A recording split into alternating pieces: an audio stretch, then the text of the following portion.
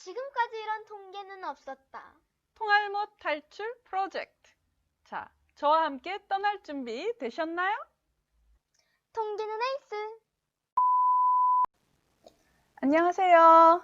지난 시간에 이어서 정규분포 다뤄보도록 하겠습니다. 우리 지난 시간에는 표준 정규분포표를 읽는 방법을 이렇게 배웠어요. 부록 1에 표준 정규분포표가 있습니다.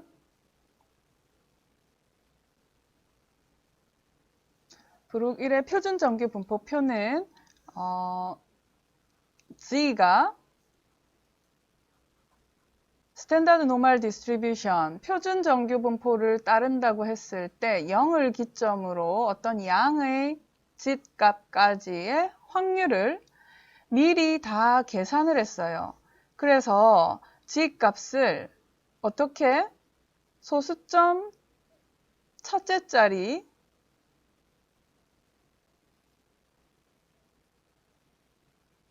그리고 소수점 둘째 자리 이런 식으로 0.01 간격으로 촘촘히 끊어서 모든 값에 대해서 다 확률값을 줍니다. 근데 왜 우리가 3까지만 작성이 돼 있을까요?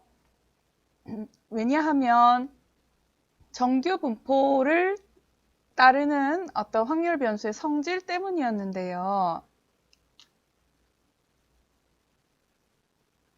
표준 정규분포를 따르면 그것의 평균인 0을 중심으로 원 스탠다드 데비에이션 마이너스 1부터 1까지는 전체 68%가량, 마이너스 2부터 플러스 2까지는 전체의 95%가량, 그리고 마이너스 3부터 플러스 3 사이에는 전체 자료의 대부분인 99.74%가 들어온다.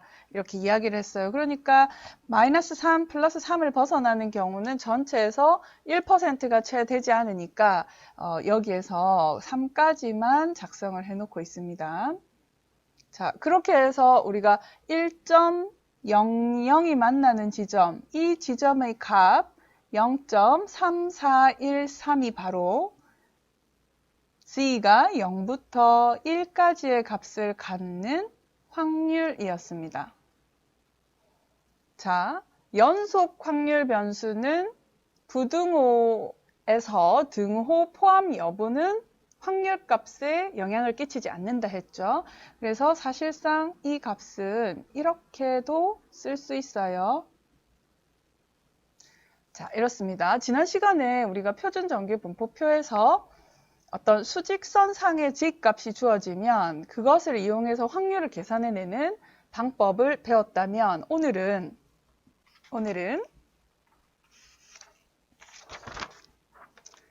어떤 오른쪽 꼬리 확률이 주어질 때 그때 내가 수직선상의 G값을 찾는 방법에 대해서 배우겠습니다. 다시 한번 그릴게요. 자, C는 스탠다드 노멀 디스트리뷰션을 따르고요. 오른쪽 꼬리 확률로 알파만큼을 가지는 지점의 G값을 우리가 G알파라고 하겠습니다. 이렇게 표기를 해요. 자, 그러면 무슨 이야기냐? 표준 정규 확률 변수 라지 G가 스몰 g 알파보다도 클 확률 혹은 크거나 같을 확률이 알파다 이 말이에요. 그죠? 그 말은 우리는 표준 정규분포표에서 0부터 어떤 양의 g 알파값까지는 알고 있거든요. 찾을 수 있어요. 그래서 이 말은 무슨 이야기냐면 0부터 어떤 양의 g 알파값까지 확률이 0.5에서 알파 값을 빼준 것과 같다. 이렇게 쓸 수 있습니다.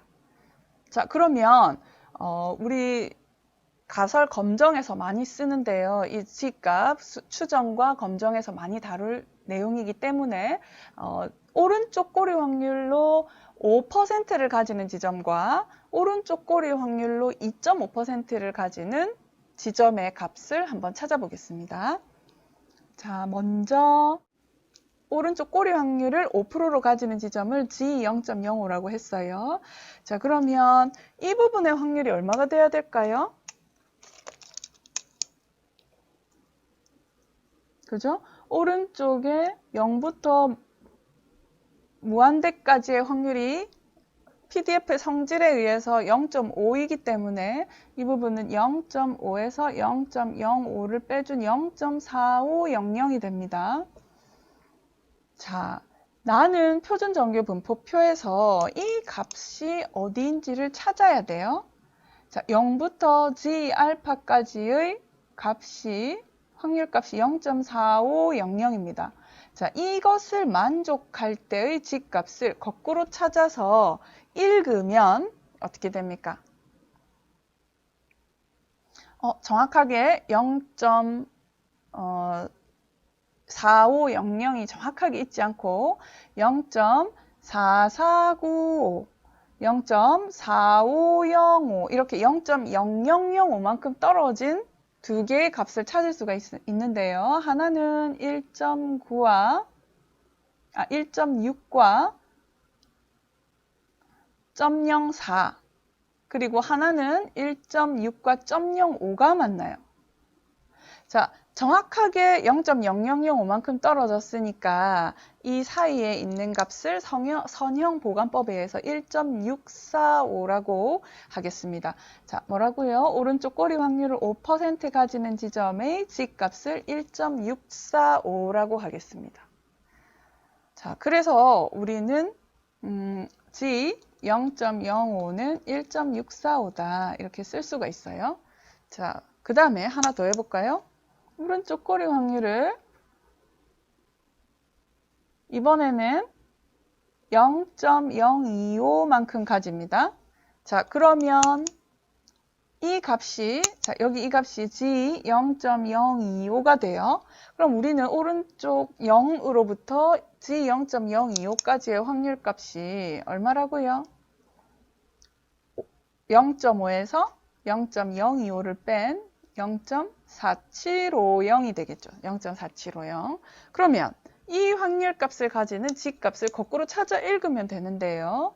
자, 0.4750의 값을 가지는 지점의 G값을 찾으니까 딱 하나 있습니다. 1.9와 0.06이 만나는 지점이에요. 그래서 오른쪽 꼬리 확률을 2.5%만큼 가지는 지점의 값은 1.96이라고 보시면 됩니다. 그래서 이 두 값은 외우셔야 돼요. 자주 나오기 때문에 저절로 암기가 되실 겁니다. 통계학에서 이 두 개의 값은 가설 검정을 할 때도 아주 유용하고 또 그 신뢰 구간을 구할 때는 이 값을 반드시 아셔야 됩니다. 자, 그래서 지금 우리 교재에 있는 것처럼 교재 보세요. 여기 보시면 오른쪽 G라는 확률 변수가 표준 정규 분포를 따를 때 오른쪽에 5%의 확률을 가지는 지점이 1.645 그리고 오른쪽으로 2.5%의 확률을 가지는 지점이 1.96이라는 것을 알 수 있습니다.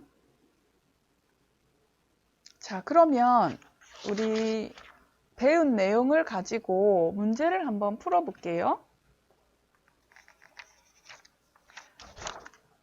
자, 우리 지금 코로나 때문에 많이 움직이지 못하지만 마음만은 해외여행을 한번 떠나보겠습니다. 국제선 여행기 탑승객이 수화물 무게를 조사를 했어요. 그랬더니 그 기내 수화물요. 그랬더니 어떤 사람은 이렇게 그냥 간단한 짐을 싸서 들기도 오기도 하지만 어떤 사람은 또 붙이지 못해서 짐을 많이 싸서 오기도 해요. 그래서 그 무게가 사람마다 다 다른데 그것을 평균을 내면 6.5kg, 표준 편차가 1.5kg인 정규 분포를 따른다고 한번 생각해 볼게요.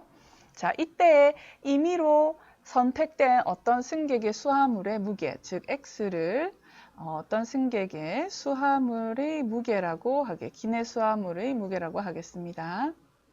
자, 이 X가 어떤 분포를 따른다고 알려져 있었냐면 정규 분포 6.5, 1.5의 제곱을 따른다고 알려져 있을 때 어떤 사람은 승객의 수화물을 하나 뽑았는데 그것이 5kg에서 8.5kg 사이일 확률을 계산하시오. 이렇게 했어요. 그쵸? 그러면 우리는 원래대로 한다면 자, 5kg에서 8.5kg일 확률 이것을 원래대로 하면 분포함수를 적분을 해줘야 하는데 그렇게 할 수가 없기 때문에 어떻게 해요? 이렇게 하지 않고 확률값을 표준 정규 분포 표로부터 읽어서 계산을 할 수 있으려면 일단은 표준화해야 될 겁니다. 그래서 자, 표준할게요. x를 평균을 빼고 표준 편차인 1.5를 나눠줘서 이것을 표준화 변수로 아지지라 하겠습니다. 그리고 부등호가 여전히 성립하려면 좌변, 우변에 똑같이 표준화를 시켜줘야겠죠. 5 빼기 6.5 나누기 1.5 그리고 8.5 빼기 6.5 나누기 1.5 이렇게 됩니다. 자, 그래서 간단하게 계산을 하면 어떻게 됩니까? 마이너스 1보다도 같거나 크고 그리고 1.33 그렇죠? 1.33보다는 같거나 작을 확률 이렇게 계산이 됩니다. 말씀드린 것처럼 등호 포함 여부는 확률값 계산에 영향을 끼치지 않고요. 자, 그러면 결국에 나는 내가 궁금한 것은 기내수화물인 무게인 x가 정규분포 6.5, 1.5의 제곱을 따를 때 그때 5kg에서 8.5kg 사이에 들어올 확률 이것이 궁금했는데 이것을 적분하지 않고 표준화를 시키면 결국 G가 스탠다드 노멀 디스트리뷰션을 따른다 할 때 마이너스 1보다 크고 1.33보다도 작을 확률, 이 확률과 동일하다라는 것을 알 수 있습니다. 그래서 우리는 어떻게 해요? 0을 중심으로 좌우 대칭인 점을 이용해서 이렇게 계산을 할 수 있죠? 어떻게 계산합니까? 마이너스 1에서 0까지의 확률 플러스 0에서 1.33까지의 확률. 자, 이 확률은 좌우 대칭이기 때문에 0부터 1까지의 확률과 같고 이대로 해서 이제 읽어 주시기만 하면 되죠. 그래서 우리 표에서 찾아 읽어 보면 0은 고정이니까요. 1.0과 0.00이 만나는 지점의 확률값은 0.3413이고요. 직접 찾아봅니다. 자, 그리고 1.3과 0.03이 만나는 지점, 이 지점의 확률값은 0.4082가 돼요. 0.4082. 따라서 두 확률값을 더해주면 0.7495가 됩니다. 무슨 이야기인가요? 그렇죠. 국제선의 여객기 탑승객의 기내 수화물을 뽑았을 때 5kg에서 8.5kg 사이일 확률이 약 75%다. 이렇게 이야기할 수 있습니다. 자, 우리 대학교 남학생 키를 X라고 할 때 남학생의 키를 X라고 하겠습니다. 자, 그때 X는 정규 분포를 따른다고 알려져 있다고 할게요. 분산이 9니까 표준 편차가 3인 그런 정규 분포라고 합시다. 자, 그러면 이 이야기는 뭐예요? 정규 분포를 따른다는 이야기는 평균 173을 중심으로 좌우 대칭이고 뮤 플러스 마이너스 1 시그마인 170cm에서 176cm 안에 전체 자료의 68%가량이 들어오고 뮤 플러스 마이너스 2 시그마인 167cm부터 179cm 안에는 전체 자료의 95%가량이 들어오고 그쵸? 그 다음에 164 184cm보다도 크고 182cm보다도 작을 확률이 전체의 대부분인 99.74%다. 이 이야기를 담고 있습니다. 자, 그러면 우리 학교 학생들의 키가 이런 분포를 따른다고 알려져 있을 때, 그죠?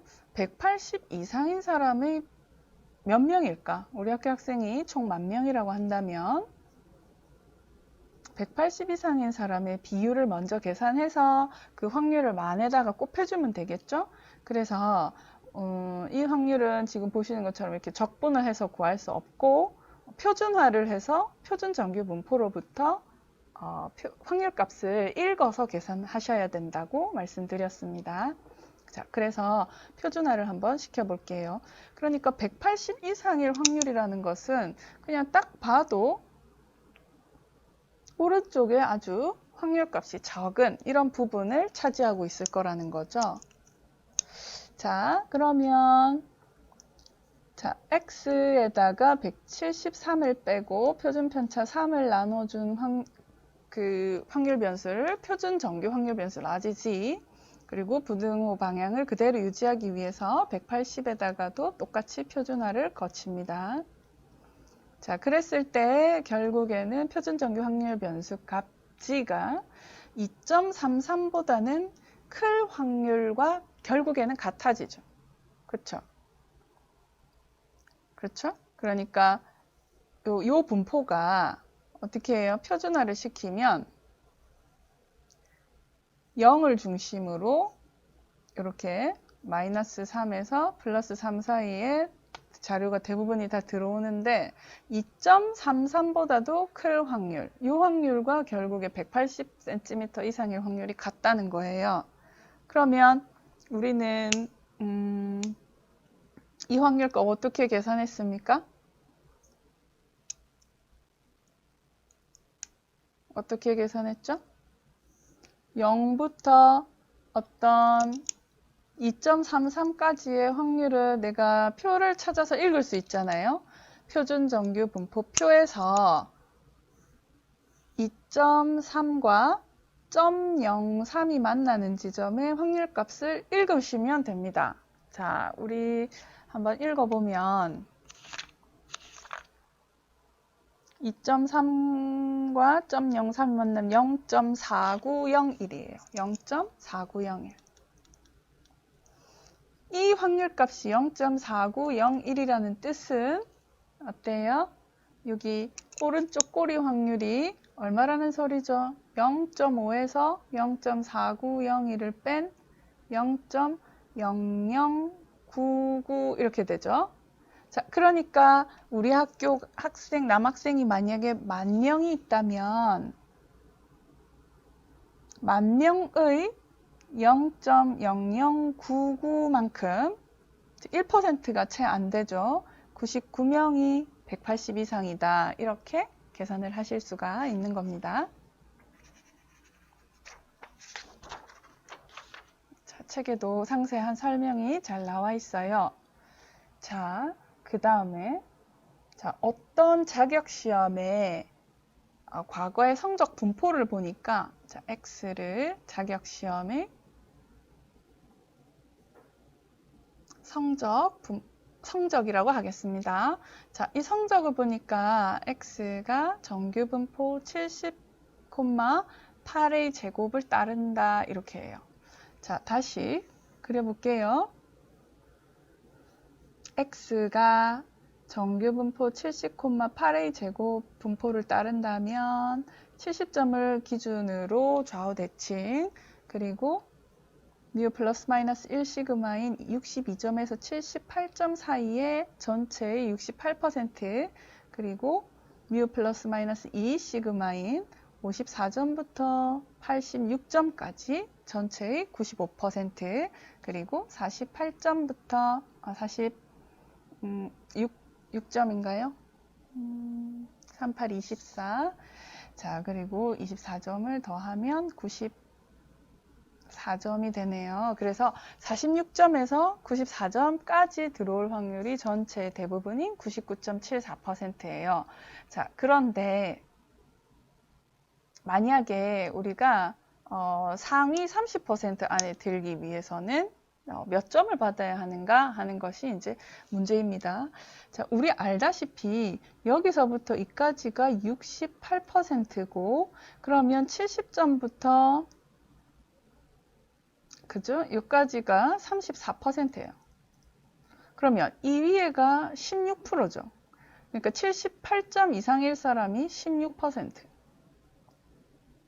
그러면 상위 30%다 하면 우리가 구하지는 아직 않았지만 어느 정도 값이 어디쯤 위치해 있느냐? 이 사이에 있겠죠.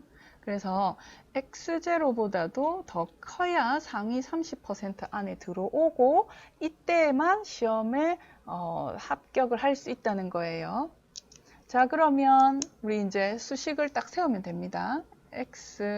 커트라인 계산하라는 거죠. x0 이상이면 상위 30%입니다. 그런데 문제에서 지값이 0.52보다 작을 때 70%다 이렇게 돼 있어요. 자, 문제에서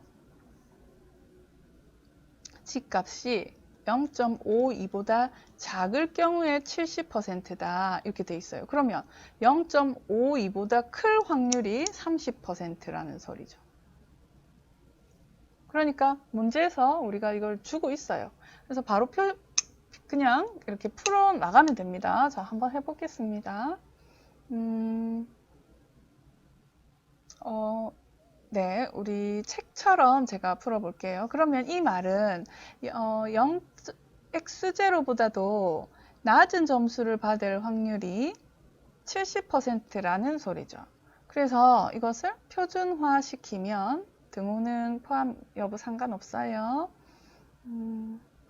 표준화 시킵니다. 자, 70을 빼고 8을 나눠주고 x0에다가 70을 똑같이 빼고 8을 나눠주면 그때의 확률값이 오른쪽 그 왼쪽의 꼬리 확률 70%가 됩니다.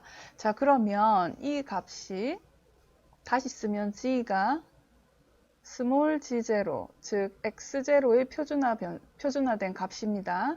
요거보다도 작을 확률이 70%인데 우리 문제에서 무엇을 주고 있었냐면 g가 0.52보다도 작을 확률이 70%라고 주기 때문에 이 0.52가 바로 이때의 g0가 되는 거죠. 그래서 이 값을 그냥 그대로 풀면 됩니다. 따라서 g0가 0.52니까 x0 표준화한 값이 0.5이고 그래서 계산하면 어떻게 돼요? x0는 70점에다가 0.52 곱하기 8을 더해준 값과 같습니다. 그래서 이 값을 계산하면 4.16을 더해준 값 74.16이 되네요. 그렇죠? 우리가 예상했던 대로 70점에서 78점 사이에 어떤 그 커트라인 값이 나왔습니다. 자,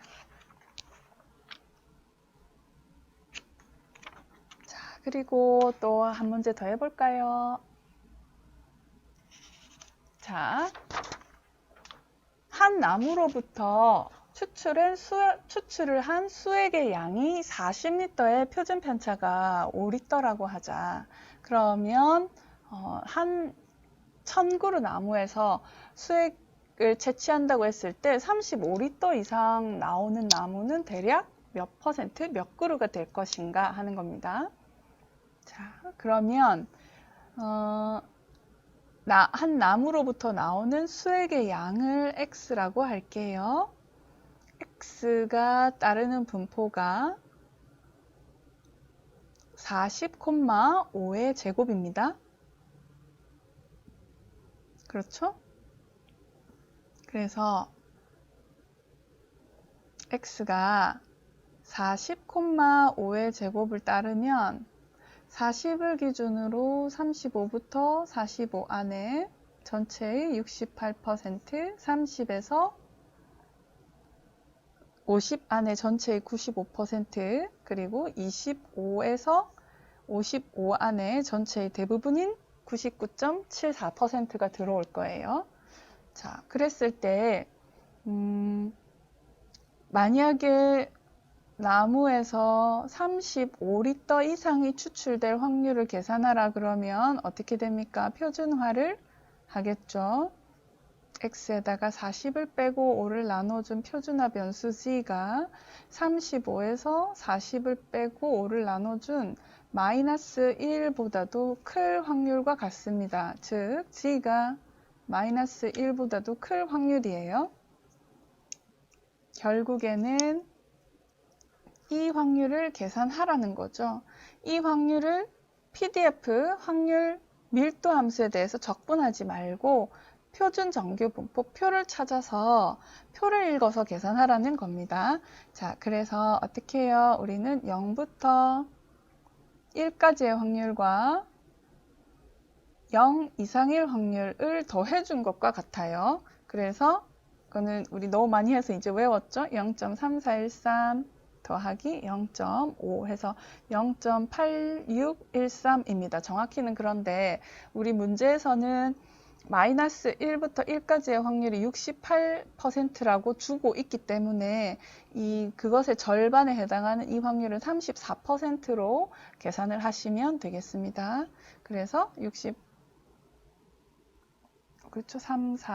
8413 그래서 전체 84%가 35리터 이상의 수액을 낼 거고 그래서 1000그루가 있다면 840그루가 정답이 되겠죠.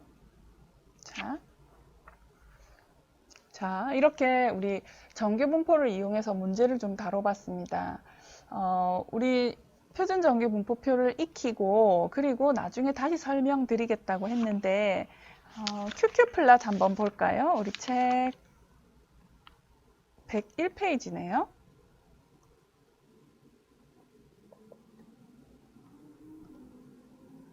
자, 101페이지.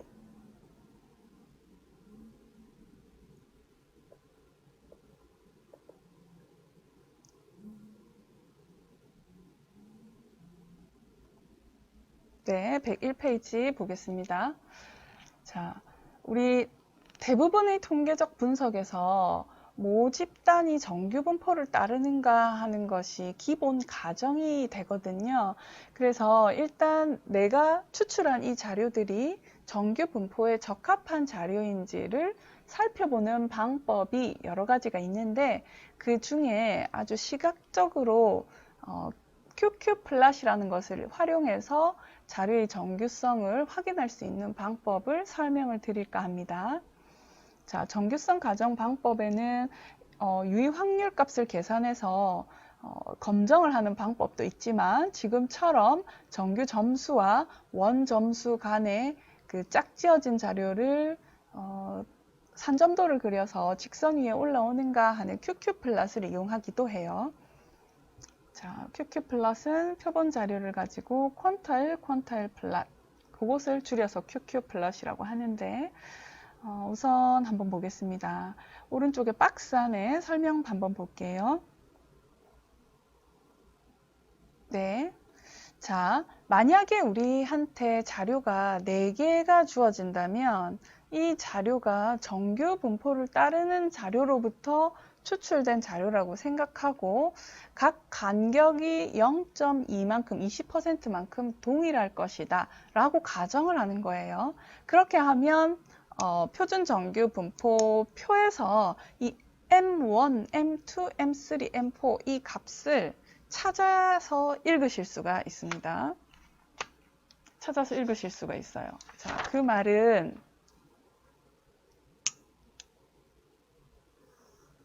자료가 총 4개가 주어지면 M1, M2, 똑같이 M3, M4 그림은 조금 안 맞지만 여기가 모두 다 20%의 확률로 동일하다 라고 한번 생각을 해볼게요. 자, 그러면 어때요? 0이 이쯤 있겠죠. 그렇죠? 이게 이제 스탠다드 노멀 디스트리뷰션을 따른다고 하면 자, 그러면 오른쪽에 꼬리 확률을 20% 가진다면 여기서부터 0부터 m4까지의 확률은 얼마를 가진다는 이야기죠? 0.5에서 0.2를 뺀 30%의 자료를 가진다는 소리죠.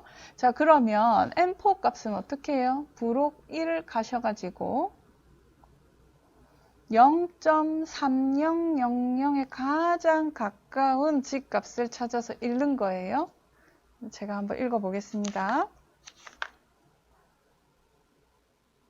0.3000에 가장 가까운 값은 0.2995로 가장 가까운 값이 2995네요. 2995. 그 값을 가질 때의 집값이 0.84예요. 0.8과 0.04가 만나는 0.8과 0.04가 만날 때 이 0.3의 확률에 가장 가깝습니다. 즉 뭐냐? M4가 0.844 이 얘기예요. 그렇죠? 자, 그런 식으로 마찬가지 오른쪽의 꼬리 확률이 M3를 계산하고 싶다면 오른쪽 꼬리 확률이 40%죠. 그러면 0부터 M3까지의 확률은 10%가 되어야 돼요. 그래서 0.10에 가장 가까운 값을 찾아서 표에 찾아서 읽으시면 됩니다. 0.1000에 가장 가까운 값은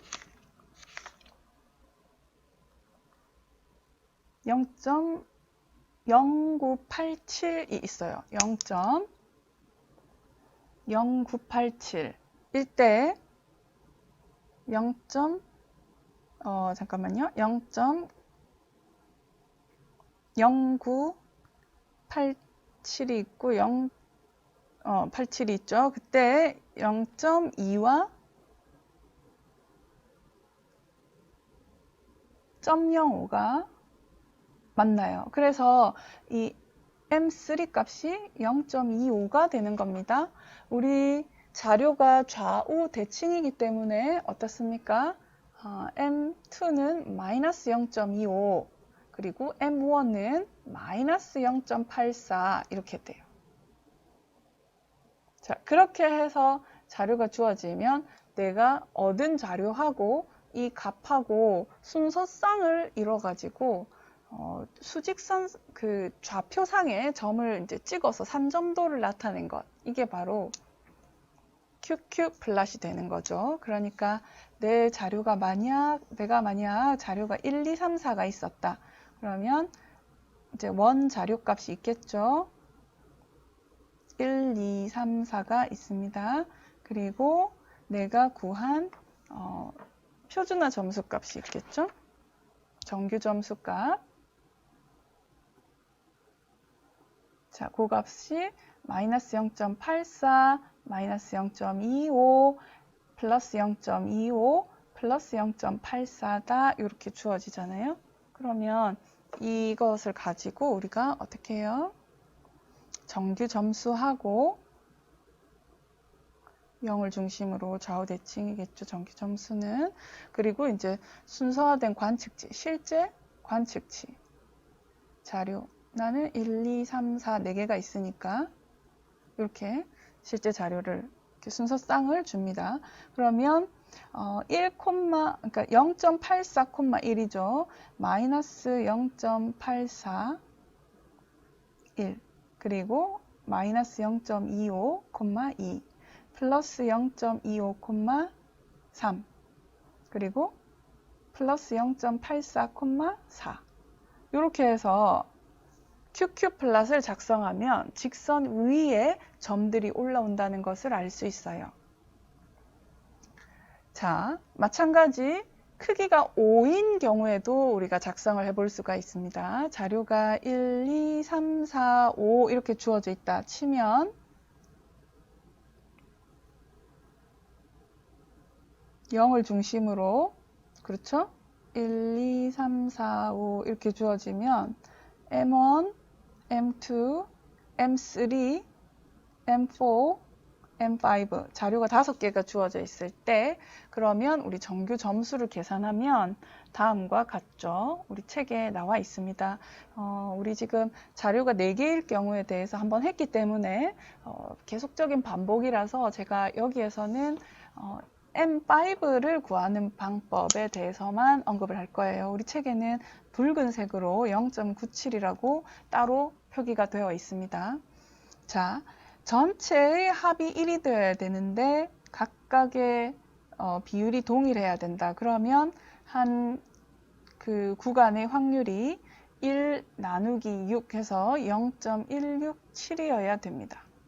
그렇죠? 각각 0.167이어야 됩니다. 그러면 0부터 M5까지의 확률 값은 0.5에서 0.167을 뺀 0.333인가요? 그렇죠? 이 확률 값을 가져야 되는 거죠. 그러면 우리 부록 1에 가가지고 0.333에 가장 가까운 값 0.333에 아주 가까운 값이 0.97이네요. 제 가장 가까운 값이 0.3340이 있어요. 그래서 0.3340일 때의 값을 읽으면 0.9와 0.07이 만나는 지점이 됩니다. 그래서 이 지점 M5가 바로 0.97이 되는 거죠.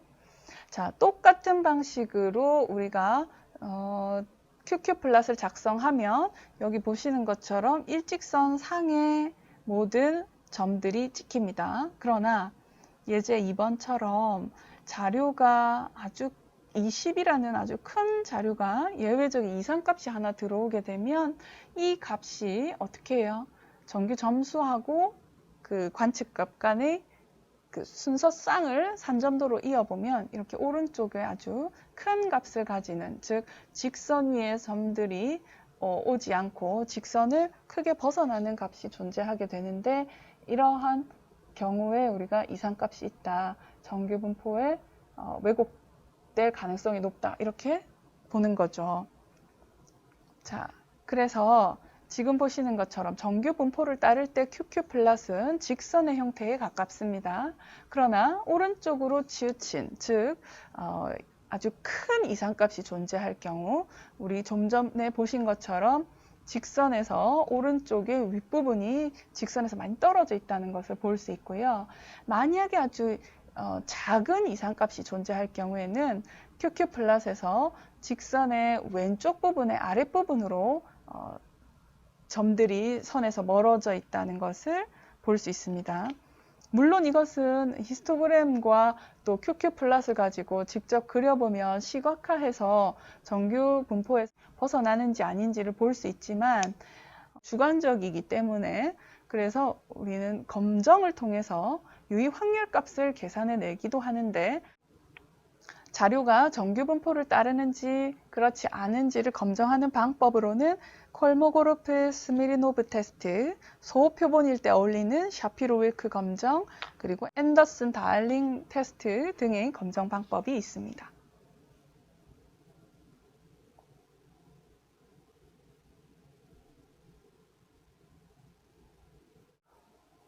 자, 오늘은 표준 정규 분포표를 찾아서 읽는 방법과 그에 이어서 표준화 점수를, 정규 점수를 읽는 방법을 배웠습니다.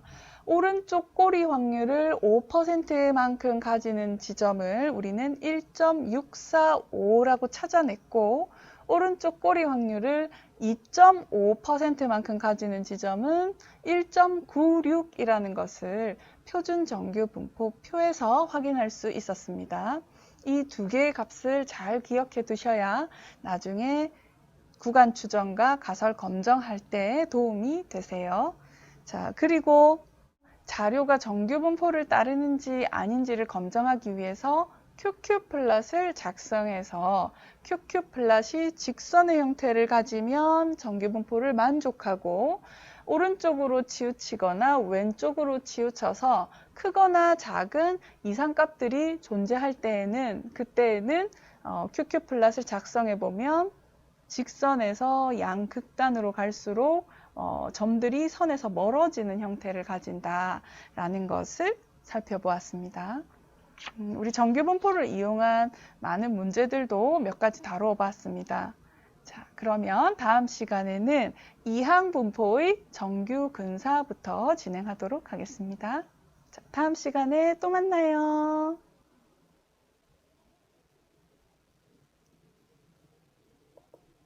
통계는 에이스!